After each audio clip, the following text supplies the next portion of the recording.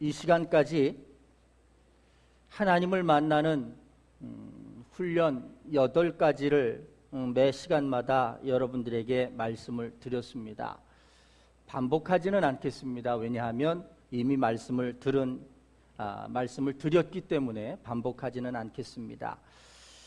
오늘 새벽에는 이제 7번째와 8번째 말씀이 사실상 우리들의 신앙생활 가운데 가장 중요한 2가지 기둥이 되어짐을 우리가 알아야 할 것입니다.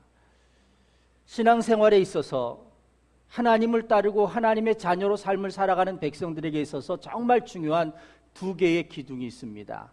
그 첫 번째는 뭐냐 하면 사랑이신 하나님을 깨닫고 나아가는 겁니다. 하나님은 사랑이시다라고 하는 거죠. 이 사랑은 죄인된 우리를 자유하게 만들어 주셨습니다. 이 사랑은 원수 맺은 우리들의 삶이 해결되지 않아서 분노와 분함으로밖에 표출되지 않는 그 삶을 하나 되게 만드셨고 서로 사랑하게 만드셨습니다.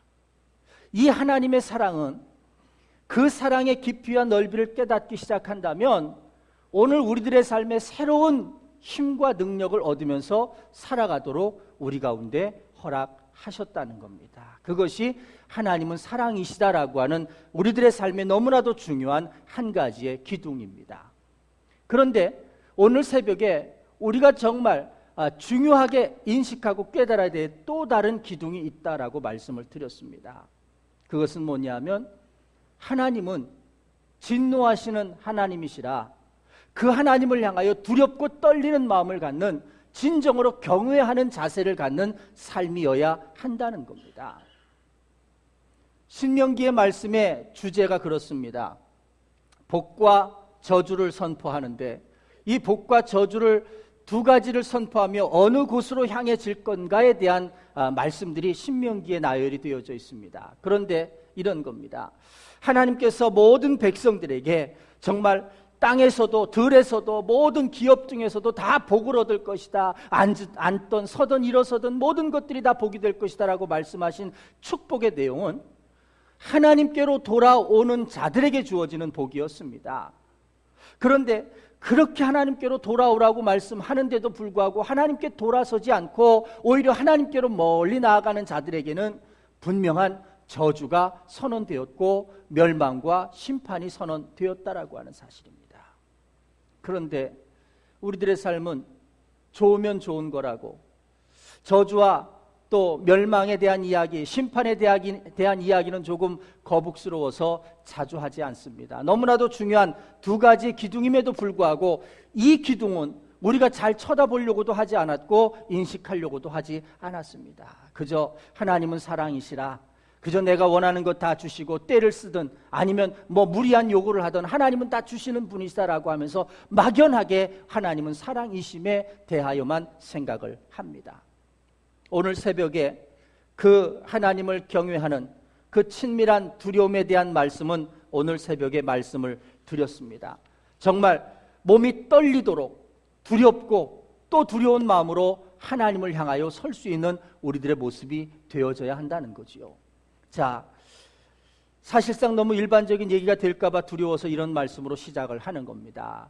그러나 너무나도 중요한 것은 무엇이냐면 그 두렵고 떨림 가운데서도 우리가 하나님의 자녀로 바로 설 수 있는 한 가지는 뭐냐면 그래도 여전히 하나님은 사랑이시기 때문입니다.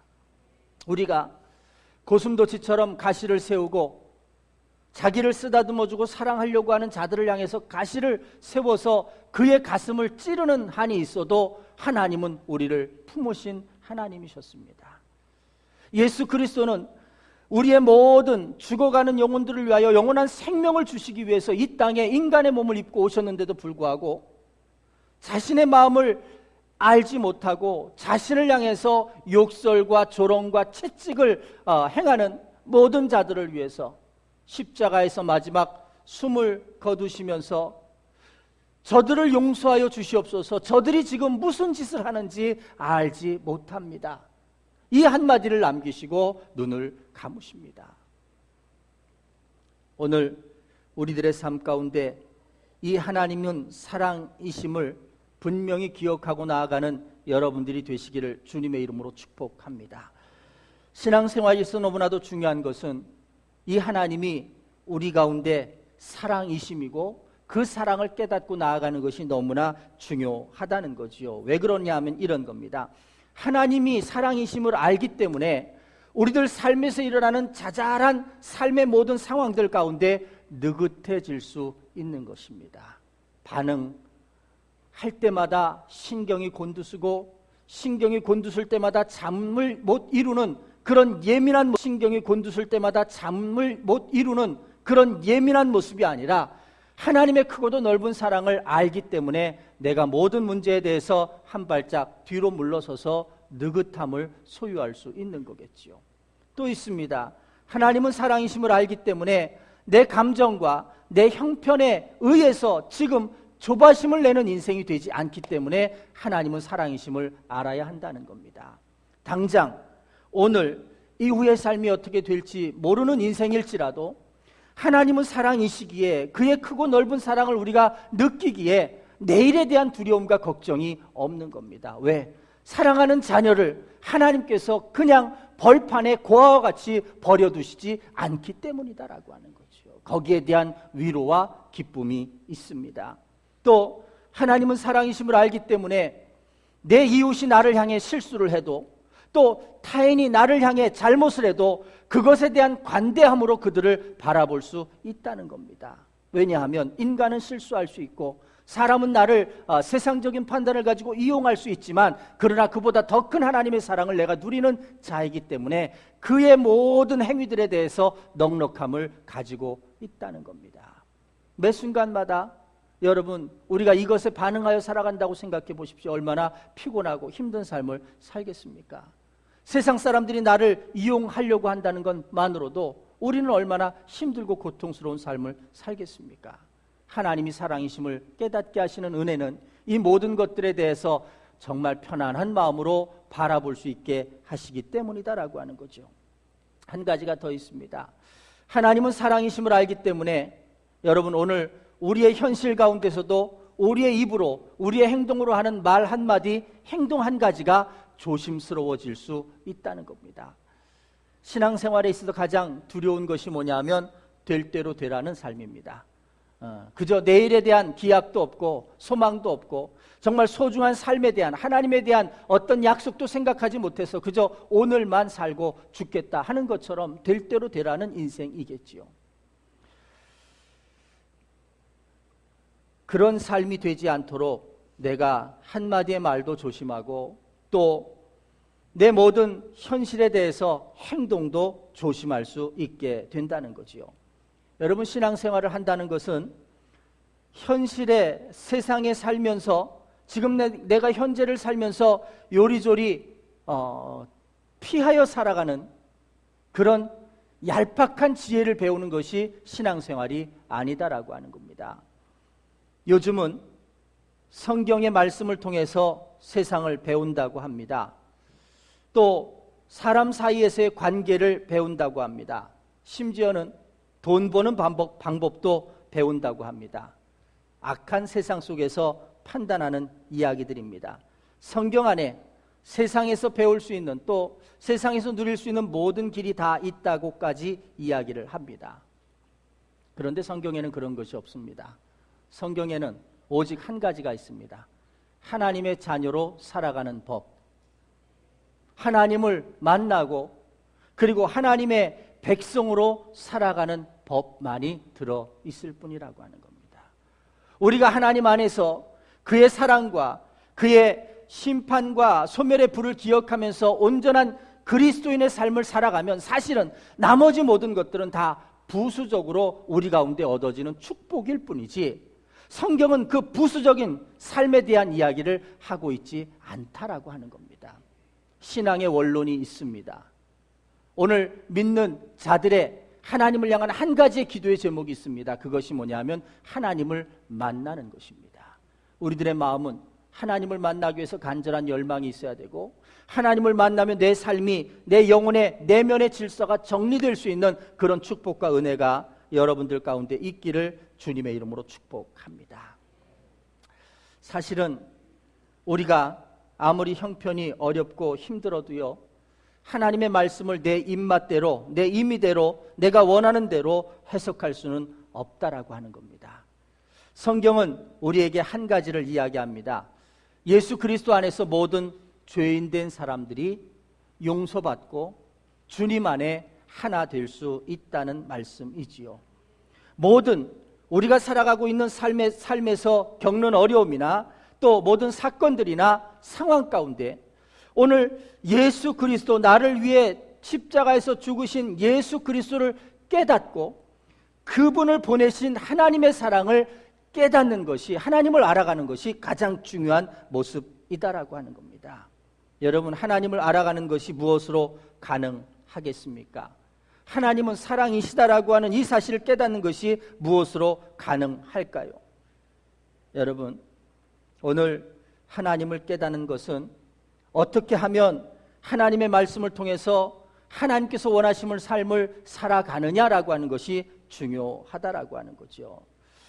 하나님을 안다는 것은 그런 것 같습니다. 다른 어떤 위대한 것이 아니라 그저 내가 지금 살고 있는 삶의 자리에서 어떤 상황과 어떤 형편 처지 가운데서도 하나님은 역사하실 수 있다라는 믿음, 그것이 중요하다라고 하는 겁니다. 누구라도 여러분들의 개개인의 삶을 알 수는 없습니다. 제 어려운 삶을 여러분들이 다 알 수는 없습니다. 그래도 제가 하나님이 살아계시고 하나님이 나를 사랑하신다라고 하는 한 가지 확신은 뭐냐면, 다 몰라줘도, 누구도 그 삶을 몰라줘도 하나님은 아신다라고 하는 한 가지입니다. 아실 뿐만 아니라 내게 가장 좋은 것으로, 내게 가장 적절한 것으로, 그리고 내가 가장 필요한 것으로 하나님은 응답하실 수 있다라고 하는 믿음이라고 하는 겁니다. 그래서 내 상황이 지금 바로 죽을 것 같은 상황, 어려움 속일지라 하더라도 내가 죽지 않고 다시 일어설 수 있다라고 하는 소망을 갖게 되는 것이다라고 하는 거죠. 사도 바울은 고린도전서 15장 31절에 이렇게 말씀합니다. 형제들아, 내가 그리스도 예수 우리 주 안에서 가진 바 너희에게 대한 나의 자랑을 두고 단언하노니 나는 날마다 죽노라 고백합니다. 다른 것 이야기할 게 없다는 겁니다. 예수 그리스도의 사랑을 알고 나니까 나는 내 모든 삶의 상황들 속에서 날마다 죽는 훈련하고 날마다 정말 죽는 모습을 가지고 살아가고 있다라고 이야기합니다. 또 갈라디아서 2장 20절에 보면 내가 그리스도와 함께 십자가에 못 박혔나니 그런즉 이제는 내가 사는 것이 아니요 오직 내 안에서 그리스도께서 사신 것이라. 이제 육체 가운데 사는 것은 나를 사랑하사 나를 위하여 자기 자신을 버리신 하나님의 아들을 믿는 믿음 안에서 사는 것이다 라고 선언합니다. 여러분, 육체 가운데 사는 것, 이것은 나를 사랑하사 나를 위하여 자기 자신을 버리신 하나님의 아들을 믿는 믿음으로 살아가는 삶이어야 한다는 겁니다. 여러분, 우리들의 인생에 지금 가장 필요한 것이 무엇일까요? 질문하면 목사님, 돈도 좀 있어야 될 것 같고요, 또 좀 권세도 있으면 좋을 것 같고요, 또 여러 가지 정말 상황들 속에서 그 상황들을 잘 풀어갈 수 있는 인맥도 좀 있으면 좋을 것 같고요. 사실은 세상을 살면서 필요할 만한 참 많은 것들이 있는데, 그런데 이 모든 것들 가운데서도 우리가 부질없음을 깨닫고 정말 예수 그리스도를 믿는 믿음 안에서, 하나님의 아들을 믿는 믿음 안에서 그 사랑으로 우리 가운데 역사하셔서 그 증거로 우리에게 보내신 예수 그리스도를 믿는 믿음 안에서 살아가는 것만이 가장 중요하다라고 하는 것을 깨닫는 것이 중요하다라고 하는 거죠. 이런 겁니다. 사실은 오늘 예수님을 믿는 믿음 안에서 산다는 말은 오늘 예수님처럼 나 자신도 십자가 위에서 죽을 수 있는 모습이어야 한다라고 하는 겁니다. 하나님이 사랑이시다라고 하는 것은요, 우리가 넉넉히 하나님을 향해서 나도 주님의 그 사랑을 받았으니 나도 십자가에서 죽을 준비와 모든 자세가 되어져 있습니다라고 하는 고백과 똑같은 말이다라고 하는 겁니다. 이 말씀을 오해하면 그저 하나님은 사랑이시니까 우리 손주들이 할머니 할아버지를 우습게 알고 그저 원하는 대로 요구하는 대로 심지어는 씩씩거리고 성질을 내면서까지 말을 해도 다 얻어내지 않습니까? 이게 하나님을 향해서 사랑이신 하나님께 서는 그런 자세인 줄 착각하고서 사랑이신 하나님께 서는 그런 자세인 줄 착각하고 있다는 겁니다. 정말 어릴 때는, 미숙할 때는 그러면 다인 줄 알지요. 그게 다인 줄 알지요. 그저 할머니와 할아버지는 쿡 찌르면 뭐든지 다 나오는 자동 판매기 같은 줄 알지요. 그러나 그 아이가 조금 더 크고 자라면 그 할머니가 해주신 그 사랑이 얼마나 귀한지, 얼마나 소중한지 그걸 기억하면서 다시 되물려 후손들을 향해서 그런 사랑을 품고 가질 수 있는 겁니다. 저는 밀가루를 참 좋아했습니다. 어릴 때는 어머니가 목사님 따라서 신방 나가시면은 집에 혼자 놀고 있습니다. 누나도 있었나? 모르겠지만 누나는 학교 가고 없을 때인 것 같아요. 그러니까 제가 혼자라는 생각이 들었죠. 그런데 할머니가 버스를 타고 나와도 한 40분, 1시간을 나와야 될 것이고 걸어서 오시면 한 두세 시간이 뭡니까? 한 3, 4시간을 걸어서 오시는 그런 거리인데 그 거리를 오셔서 손주가 좋아하는 밀가루 부침개 하나 붙여주시고는 그리고는 이거 먹고 있어라 하고서는 다시 돌아가셨다는 거예요. 제가 그 사랑을 받고 자랐어요. 물론 저도 때를 쓰면서 요구하는 모습이 있었는지는 모르지만 그러나 그 사랑을 기억할 때마다 손주를 사랑하는 할머니의 사랑과 할아버지의 사랑이 어떤 사랑인가를 저도 짐작하며 알아갑니다. 그 사랑을 받았기에 저도 자녀들과 후손들에게 그런 사랑을 물려줄 수 있는 삶이 되어야지 하고 생각하는 것처럼 오늘 하나님께서 예수 그리스도를 보내주시고 그가 우리를 위해서 십자가에 죽으셨던 그 사랑을 기억하고 안 큰 문제의 원인 제공자는 바로 믿는 사람들이 문제라는 것 아시지요? 세상 사람들이 나는 예수 안 믿을란다 라고 하는 말의 가장 큰 원인 제공자는 예수 믿는 사람들 때문에 믿지 않는다는 사실 여러분 아시지요? 우리가 본이 되지 못하고 있다는 겁니다. 본이 되지 못하고 있다는 것은 하나님은 사랑이심을 온전히 느끼고 그것을 온전히 표현하고 있지 못하다라고 하는 사실이죠. 왜냐하면 예수님이 십자가에 우리를 위해서 죽으셨던 것처럼 우리도 죽어야 하는데 우리는 죽지 않으려고 한다는 겁니다. 그저 사랑으로 무언가를 얻어지려고만 하는 삶을 살기 때문에 그렇다라고 하는 거죠. 성도들이 주의 말씀 안에서 거룩해지기보다는 오히려 세상 안에서 더 똑똑해지고 더 잘난 모습으로 살아가는 것이 문제다라고 하는 겁니다. 오직 믿음 좋다라고 하는 건 세상에서 그가 얼마큼 누리느냐, 세상에서 그가 어떤 것을 가지고 있느냐가 믿음 좋은 것으로 결론 맺기 때문이다라고 하는 겁니다. 세상에서 얻어지는 것 없을지라도, 세상에서는 많은 것들을 나눠주고 그리고 살아갈지라도 하늘나라에서 아버지 하나님께서 상급으로 기억하실 만한 아름다운 그런 모습들이 있어야 된다라고 하는 거죠.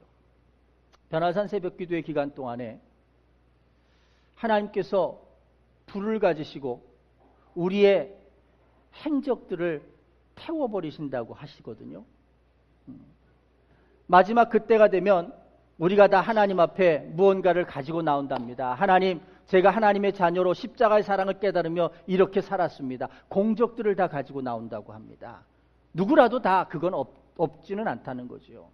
그런데 그 공적들 앞에 하나님께서 불길로 그것을 태워보신다는 거예요. 그런데 하나님이 생각하는 것과 우리가 생각하는 것이 달라서 우리는 이게 하나님이 기뻐하실 만한 공적이다라고 내놓지만 하나님께서 불로 한번 그것을 싹 거슬러 보면 죄밖에 남지 않는 아무 의미 없는 공적들이 태반이라는 겁니다. 나는 참 소중하다고 생각했고 나는 이게 하나님 앞에 자랑할 만한 칭찬받을 만한 것이라고 생각해서 내놓지만 하나님께서는 그것을 별로 귀하게 생각하지 않으신다는 겁니다. 하나님이 보시는 것과 우리가 생각하는 것이 다르다는 게 문제라는 거죠. 그런데 어떤 불 가운데서도 별 볼 일 없는 것 같은데도 타지 않고 귀하게 남아있는 공적이 있다는 겁니다. 그걸 보시고는 하나님께서 기뻐하시고 흐뭇해 하신다는 말씀이죠. 여러분, 중요한 것은 이런 것 같습니다. 오늘 우리의 믿음이 세상 가운데서 느끼고 누리워지고 또 채워져가는 그것으로 하나님 앞에 가지고 나올 때에 여러분, 그것은 불길 앞에 아무것도 남지 않는 재밖에 될 수 없을 것입니다. 하나님은 사랑이심을 깊이 깨달았다면 우리가 그 하나님의 십자가 앞에서 우리가 어떻게 죽어 우리가 그 하나님의 십자가 앞에서 우리가 어떻게 죽어 어떻게 썩어져 가느냐에 따라서 정말 하나님이 원하시는 아름다운 공적이 우리 앞에 있을 수 있다는 사실을 기억하시기를 바랍니다. 신앙생활 한다고 하면서도요, 눈을 벌겋게 뜨고 이 사람 저 사람을 견제해야 합니다.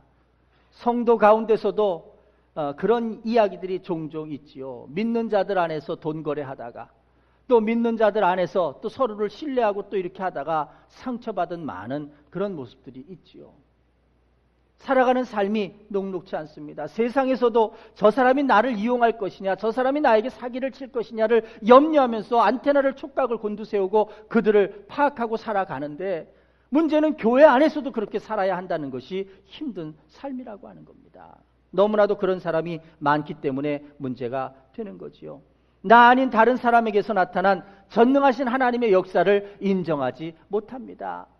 죄인인 나를 사랑하여 주셨다면 또 다른 죄인을 하나님께서도 사랑하여 주실 수 있고, 그 사랑으로 서로가 신뢰하고 하나가 될 수 있음에도 불구하고 그에게 나타난 하나님을 인정하지 못하기 때문에 염려하고 의심하고 그리고 근심합니다. 교회 안에서조차 이런 삶이 반복이 되어지다 보니까 내가 내 죄를 하나님 앞에 고백하는 것조차도 두려워집니다. 왜냐하면 누가 듣고 또 이야기할까 봐 겁이 나는 거예요. 정말 하나님 앞에 정말 내 심령을 토로하고 회개하며 기도하는 기도가 하나님께서 받으시고, 심지어는 옆에서 들을지라도 하나님의 크고 넓은 사랑으로 우리가 다 포용하고 품을 수 있어야 되는데, 이게 어느 때부턴가 사람들의 귀에 소문과 소문으로 퍼져나가기 시작한다는 거지요. 교회 안에 믿을 사람이 없다는 것이 문제가 된다는 겁니다. 갈라디아서 5장 13절로 15절에 보면, 형제들아 너희가 자유를 위하여 부르심을 입었으나 그러나 그 자유로 육체의 기회를 삼지 말고 오직 사랑으로 서로 종노릇하라 말씀합니다. 온 율법은 내 이웃 사랑하기를 내 자신같이 하라 하신 말씀에서 이루어졌나니 만일 서로 물고 먹으면 피차 멸망할까 조심하라 말씀합니다. 여러분, 멸망할까 조심하십시오.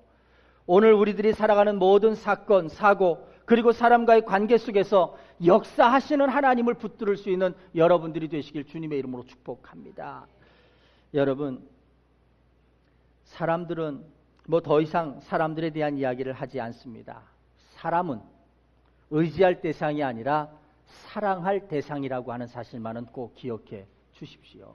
우리가 오직 의지해야 할 대상은 하나님 한 분뿐이시다라고 하는 거예요. 나는 목사님 때문에 시험 들었어. 나는 장로님 때문에 시험 들었어. 나는 집사님 때문에 시험 들었어. 하나님을 의지하셨는지, 집사님을 의지하셨는지, 장로님을 의지하셨는지, 아니면 목사님을 의지했는지 한번 여러분들의 마음 가운데 질문해 보시기를 바랍니다. 그저 우리는 허물 많은 자들로서, 주님의 크고 귀한 십자가의 사랑을 받은 자들로서 우리도 부단히 십자가 위에서 죽어가는 연습을 해가면서 서로를 사랑할 수 있고, 그 사랑을 훈련할 수 있고, 그리고 그 사랑을 나누어 줄 수 있는 오직 그러한 삶으로 살아야 한다는 거지요. 여러분, 이런 거 한번 생각해 보셨습니까? 우리가 생각하는 어리석은 생각의 한 가지는 이런 거죠. 왜 하나님께서 선악과를 만드셔서 결국 그걸 유혹받아 따먹게 만드셨고, 그것 때문에 남자들은 허리가 휘도록 고통받으며 삶을 이어가야 됐고, 여자들은 해산의 고통을 누리며 살아가게 하셨을까? 선악과를 애초부터 안 만드셨으면 얼마나 좋았을까? 그런데요, 정말 중요한 것은 하나님께서 우리에게 선악과를 보여주시면서 따먹으면 안 된다라고 말씀하시는 그 말씀을 우리는 듣는 자로, 하나님은 말씀하시는 자로 서로 대화하고 통할 수 있는 존재로 만들어 주셨다는 사실이 귀하다는 생각을 하셔야 한다라고 하는 겁니다. 하나님의 명령을 듣고, 하나님의 말씀을 듣고, 그 말씀에 귀를 기울이고 그 말씀에 반응하며 살아가는 자들로 우리를 만들어 주셨다는 겁니다. 자동차가 귀하긴 하지만 여러분, 기름 없으면 그건 쓸모가 없는 겁니다. 그렇죠?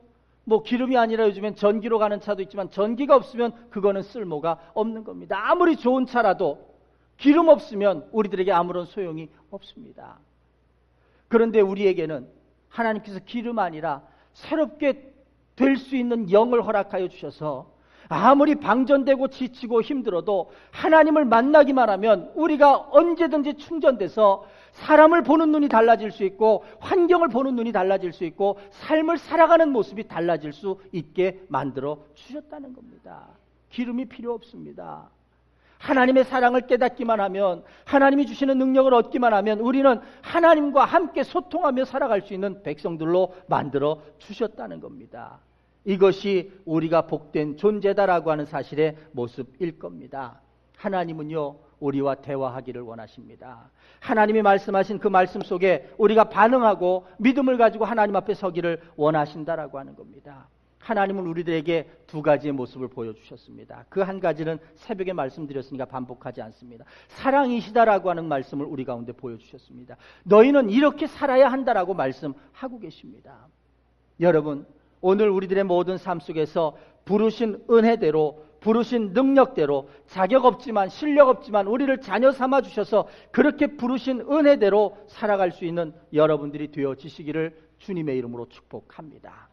하나님을 만나는 8가지 훈련을 하면서 동시에 사단이 우리 앞에 파놓은 8개의 함정이 있었다라고 말씀을 드리면서 말씀을 풀어갔습니다. 그러면 오늘 우리들의 삶 앞에 8번째 함정은 무엇이라고 생각을 하십니까? 사단이 거기에 푹 빠져서 헤어나오지 못하도록 크고 넓은 구덩이를 파놓았는데 그 구덩이가 무엇이라고 생각을 하십니까?